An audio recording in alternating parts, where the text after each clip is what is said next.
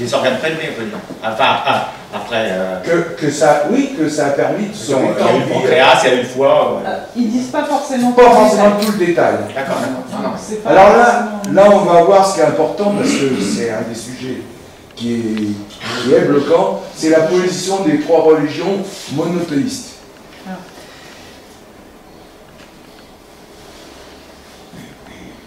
Ce que souhaite vraiment l'Église, c'est que ça soit un don, c'est-à-dire qu'il y ait la gratuité et qu'il y ait aussi la liberté de décision. Alors, par exemple, par rapport aux campagnes qui sont faites en France, d'encourager les gens à déclarer dans leur famille ou à des amis ou par tout autre moyen quelle est leur position par rapport à un prélèvement qu'on ferait sur eux s'ils mouraient, c'est tout à fait la position qu'encourage l'Église. Alors les raisons religieuses chez les catholiques eux-mêmes, puisque je parle pour eux, vous avez des catholiques qui sont avertis de cela et qui le savent en principe. Bon. Et puis à ceux qui, étant plus loin de ce que dit l'Église, restent dans une position religieuse plus classique dans laquelle on a l'impression qu'on va toucher à quelque chose qui n'est pas permis par le bon Dieu. Voyez. Donc ceux-là, il faut plutôt les éduquer, si vous voulez, mais en même temps respecter leurs sentiments s'ils sont profonds. La foi chrétienne en la résurrection n'est pas de type matérialiste. Comme dit saint Paul, ce qui ressuscite, c'est un corps tout à fait nouveau. Et donc, peu importe qu'il ait eu, dans sa première vie, si vous voulez, dans sa vie sur la terre invisible, des morceaux qui soient partis ailleurs.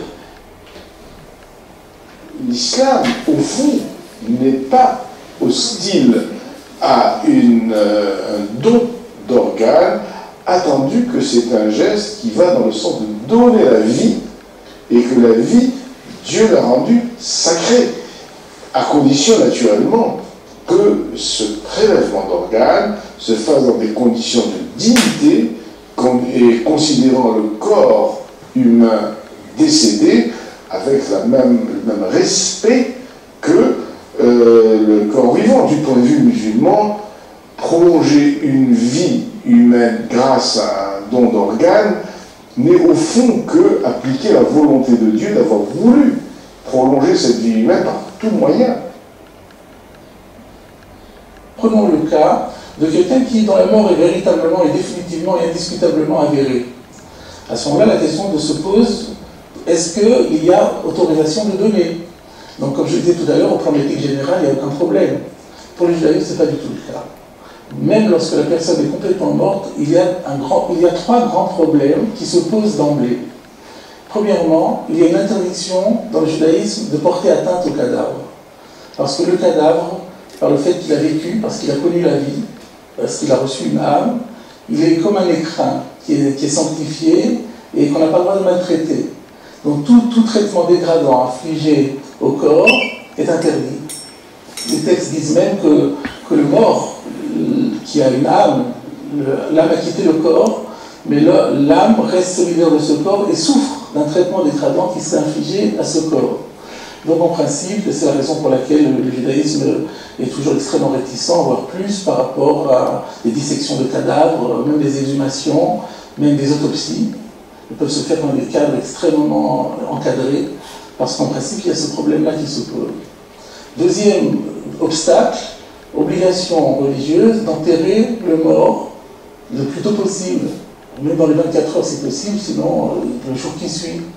Et lorsque l'on transplante un organe, par définition, il va y avoir un organe qui ne va pas être enterré. En tout cas, qui ne va pas être enterré tout de suite. Il faudra attendre le décès du receveur pour que cet enterrement ait lieu. Il y a donc une deuxième transgression. Il y a un troisième obstacle. Le judaïsme interdit de tirer profit aux jouissances du mort et de tout ce qui lui appartient. Donc, le corps du mort lui appartient, et donc, en principe, on n'a pas le droit d'en tirer profit. Donc, ces trois obstacles paraissent des obstacles majeurs. Néanmoins, ils ont été, dans certains cas, selon la tradition juive, ils peuvent être tous les trois repoussés. Parce qu'il y a un principe essentiel dans toute la biotique du judaïsme, c'est la force de la vie. C'est-à-dire que la vie, le sauvetage d'une vie, est tellement important qu'il repousse tous les interdits de la Torah. Donc là, on voit les... Donc, on participe à l'examen, ils nous disent de respirer, de souffler, Ils sont deux à le faire et ils sont descendus jusqu'au poids pour faire le prélèvement. Vous voyez moi, les images sur le côté. Donc il y a plein d'examens comme ça qui sont faits, des scans, des IRM, radio, tout avant l'examen. Donc c'est tout un parcours ça. Voilà, le but c'est ça. Moi, je citais mon exemple, mais c'est l'exemple de toute personne qui attend une greffe. On rentre sur un fichier qui est géré par l'agence de biomédecine. Moi, je l'ai su après par ma famille. Quand je suis rentré dessus, j'étais 320e sur la liste d'attente de greffe du foie. Et puis, suivant l'état du patient, c'est pas 320, 319 devant, c'est pas comme ça que ça se passe. C'est suivant l'état du patient, on attribue un score dans la position.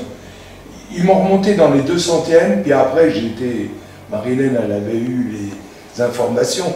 J'ai été en situation absolue, je suis passé le premier de la liste. Et ils avaient annoncé à ma femme et mes enfants pronostic vital engagé, donc le pronostic peut-être 2 jours à vivre s'il n'y a pas un greffon qui arrive. Et s'ils supportent la greffe. Parce que la greffe du foie, c'est la plus grave des opérations, on peut le savoir, plus que le cœur. Et une greffe du foie, ça dure au minimum 10 heures. Moi, elle a duré 12 heures, la mienne. Je suis rentré au bloc à 9 h le matin, ils ont prévenu ma femme, et elle a été prévenue le soir à 21 h 20 que je sortais du bloc. Elle a duré 12 heures, la greffe. Donc, voilà comment ça se passe. On rentre sur un tableau, et l'agence de biomédecine, comme on l'a vu tout à l'heure dans le petit film, donneur, receveur, et ils font bouger ça en permanence. Et puis, ils attribuent une position, et puis quand le greffon il est identifié, on y va. Alors ça, c'est des gens de notre association. 12 heures d'opération. Oui. Il y a autant de vaisseaux à raccorder. Oui. Elle a duré 12 heures. Et quand on me l'a raconté, parce que quand je suis sorti du bloc, il y a une infirmière qui restait avec moi, à côté de moi, pendant 4 heures. 4 heures de surveillance totale. Et là, quand j'ai repris conscience, j'étais le tube en chaîne dans la gorge, attaché sur le dos, branché de partout avec les constantes. C'est quelque chose de spectaculaire. Alors comme on est sous effet, évidemment, calmant, moi j'avais plus du tout la notion des distances. Moi je croyais que j'étais dans un lit qui était haut comme la pièce, par exemple. On n'a plus du tout la notion du temps des distances. Alors les gens de chez nous, de notre association, donc il y a moi, il y a donc Jean-Michel, greffe du foie, Nelly, elle aussi, greffe du foie, Aurore, vous connaissez, qui est vrai, c'est sa petite fille qui est greffée du foie, sa petite fille de 12 ans. Nicolas, lui, c'est la cornée. Amandine, elle a une greffe du rein, elle, depuis 1 an.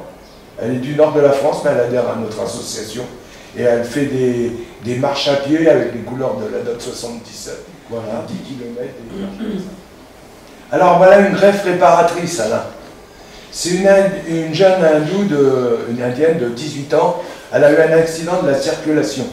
Elle était amputée des 2 avant-bras. Voilà. Et en Inde, ils sont forts, voilà ce qu'ils ont réussi à faire. Ils ont greffé les 2 avant-bras d'un black, un homme. Et chose, alors il a fallu, je crois, il y avait 16 anesthésistes réanimateurs et 20 chirurgiens qui se sont relayés pour faire la greffe. 20 chirurgiens. Et chose qui est incroyable, la couleur des bras d'un homme noir, les bras sont éclaircis et les mains sont féminisées. Regardez les mains. Et on la voit des années plus tard, à droite, quand elle est devenue jeune femme, avec ses 2 avant-bras greffés quelques années avant, quand elle... Et tout fonctionne. Tout fonctionne. Alors, on a un autre, comment... tout fonctionne. Un comique, là, qui a un bras... comment il s'appelle Jamel Debbouze. Avec son bras, là, il peut pas... Mais là, ça a été fait tout de suite après l'accident. C'était fait. Tout de suite après l'accident. Les moyens, tout. Mais Jamel Debbouze, il n'a pas été amputé, je crois que c'est son bras, mais qui... Oui, est-ce que c'est une anomalie Bon, donc oui, quand ils lui ont greffé les bras étaient trop grands pour elle, parce que c'était des bras d'adulte et elle était encore adolescente. Mais en prévision de sa croissance, ils avaient greffé des bras qui étaient un petit peu surdimensionnés voilà. par rapport à elle. Et donc en grandissant, voilà. Et c'est là qu'on voit que malgré le fait que l'organe, là en l'occurrence les avant-bras, viennent d'une autre personne, le jeu, voilà, des hormones, etc. La peau, elle a changé. Alors là, c'est ce qu'on appelle une greffe réparatrice. C'est pas du tout comme le greffe du foie, greffe du rein, de transplantation cardiaque, où là c'est les fonctions vitales. Là, il n'y a pas de fonction vitale. C'est un gros handicap de vie. Oui. Mais c'est bien quand même ce qu'elle a réussi à bénéficier. Alors là, Michel, tu vas nous parler de la vie avec un greffon. Alors, quand on est greffé, il faut prendre ce qu'on appelle des immunosuppresseurs. C'est des médicaments qui empêchent notre système immunitaire de rejeter le greffon. Donc, à la sortie de l'hôpital, on nous donne des dosages qui sont élevés et qui, en fonction de nos analyses, vont diminuer au niveau dosage et au niveau nombre aussi de médicaments. Parce qu'en prenant des antigreffons, ça a des conséquences autres. Par exemple, il provoque des graisses en 2010 et en 2014, au soir d'une prise de sang, j'ai vu que tous les paramètres hépatiques étaient négatifs, qu'ils avaient évolué. J'avais aucune douleur, je ne ressentais rien. Donc je suis allé à la Pitié, j'ai refait des examens, ils m'ont fait faire un IRM, tout. Ils ont changé le traitement, ils m'ont revu régulièrement, donc tous les mois, et puis ils ont diminué progressivement le dosage. Et puis là, au mois d'avril, j'ai fêté mes 14 ans de greffe. Donc je prends que 7 médicaments. Ça force aussi l'hypertension artérielle aussi, pour certains. Donc faut prendre les médicaments. Alors quand on sort de l'hôpital, il faut les prendre. Alors on les prend toujours à l'heure fixe, une fois le matin et une fois le soir, il faut qu'il y ait un décalage, on doit respecter. Mais quand on sort de l'hôpital, on doit respecter, enfin moi je parle de mon cas, de ne pas boire et manger 1 heure avant la prise du médicament et pas boire et manger 1 heure après la prise. Donc pendant 2 heures, rien faire. Mais après, quand le traitement évolue, on n'a plus cette contrainte à respecter. Le don du vivant, le don de moelle osseuse. Donc ça concerne essentiellement les jeunes gens, puisqu'il faut avoir moins de 36 ans pour donner. Et donc ça, c'est quelque chose qu'on présente surtout quand on est devant des jeunes publics dans les lycées. Allez, encore 50 mètres. Souffle. Voilà.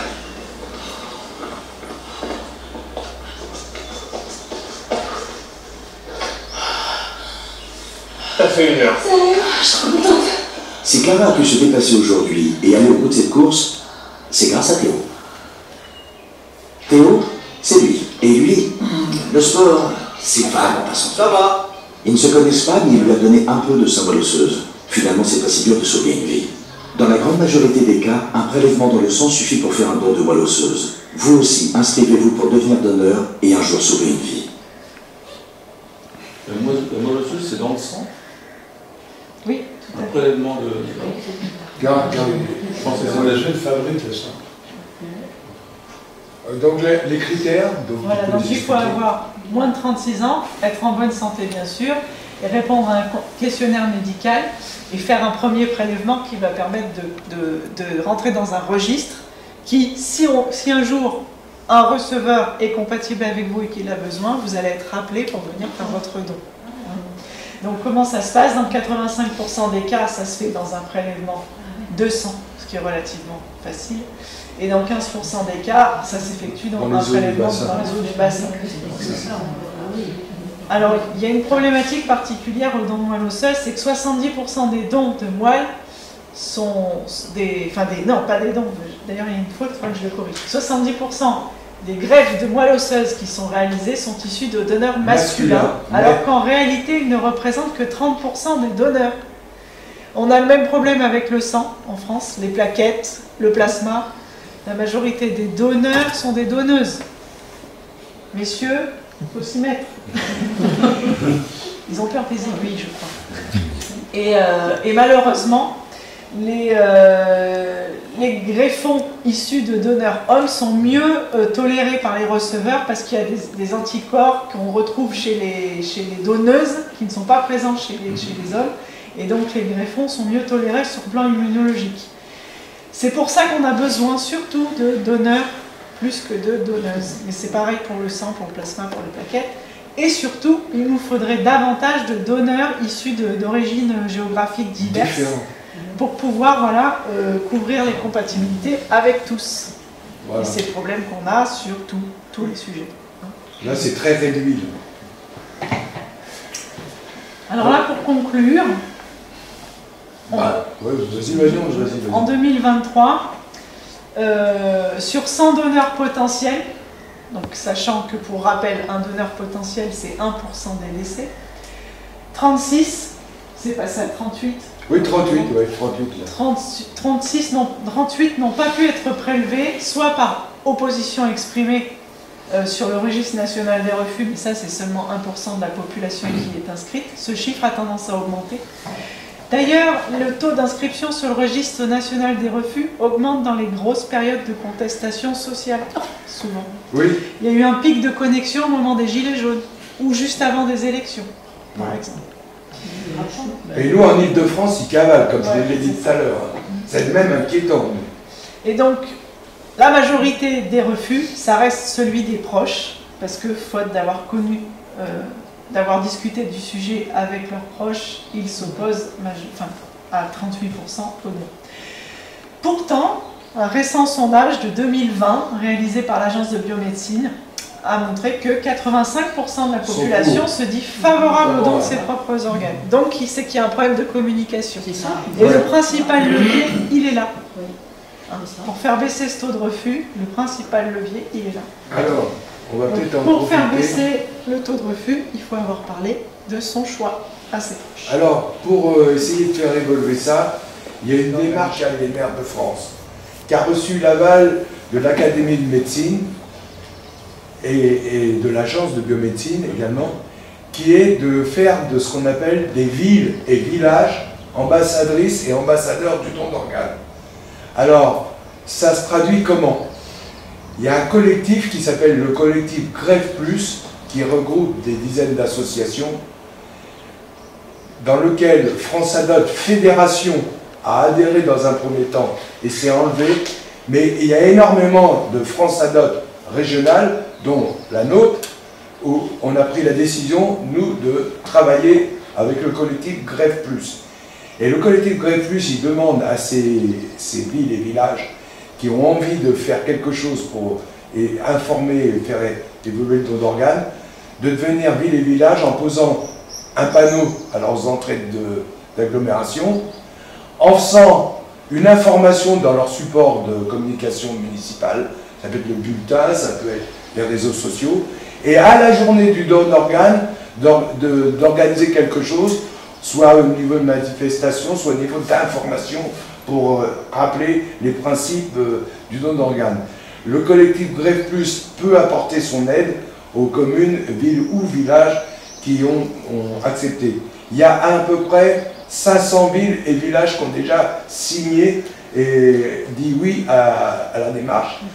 Donc il y a, pour des grandes villes qui nous concernent, la Fontainebleau qui est passée l'année dernière, et moi je suis en contact avec Olivier Lavanca, où je lui ai donné le dossier, et qui m'a répondu, qui m'a dit « Michel, je m'en occupe, je vois ça avec mon bureau municipal. » Alors Alain, je vais te remettre le dossier de candidature de Brett.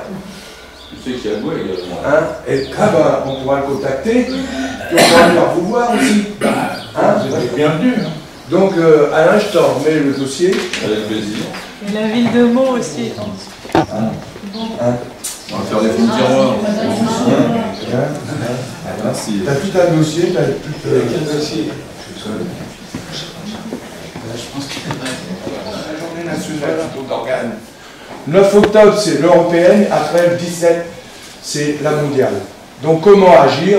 Ben, ça peut être différentes manifestations, ça peut être par exemple une course, une marche, ça peut être un stand, des affiches, des publications sur les réseaux sociaux, ça peut être suivant les moyens de ce que chaque commune peut faire.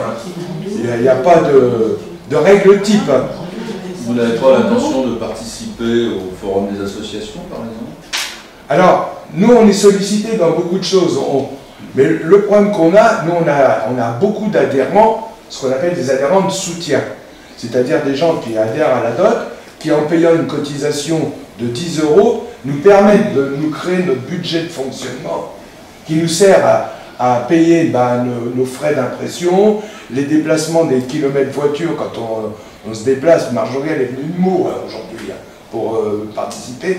Donc les adhérents de soutien nous apportent je dirais, une aide financière importante. Mais maintenant, nous, on recherche des bénévoles qui veulent participer à tenir des stands ou à faire des conférences comme ça. Et là, c'est plus difficile. C'est plus difficile.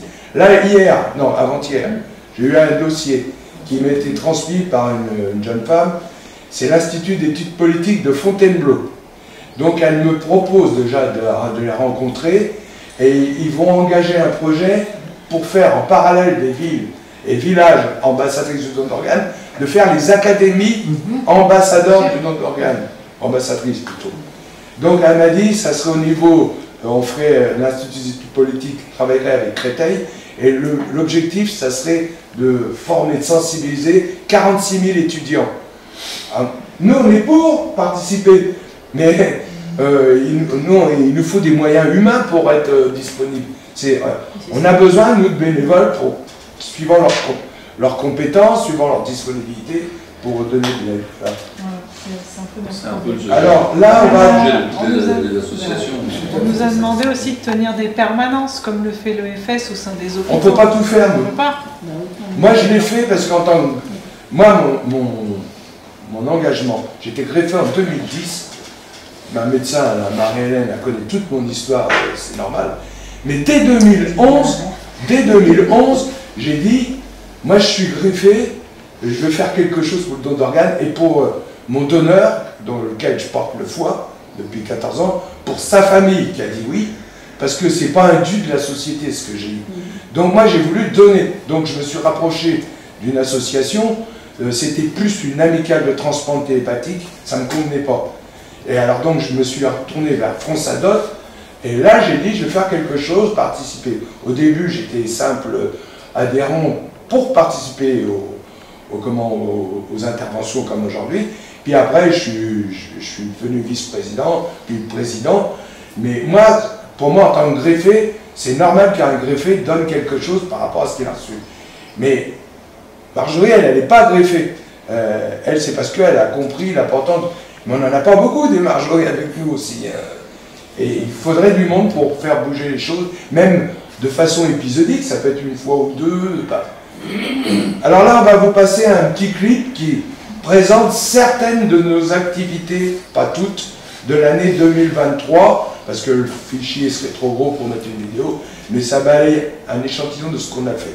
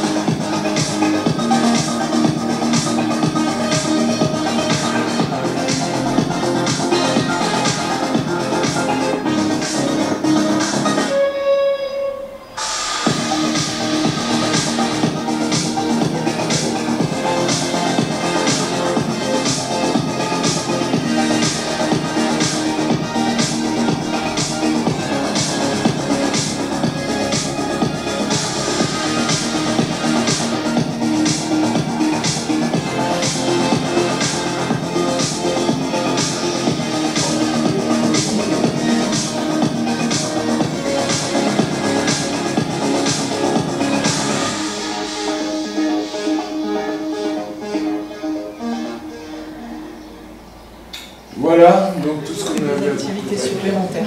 On a besoin de bénévoles. Donc on vous raconte tout ça. Tout à fait. Voilà, je vais être en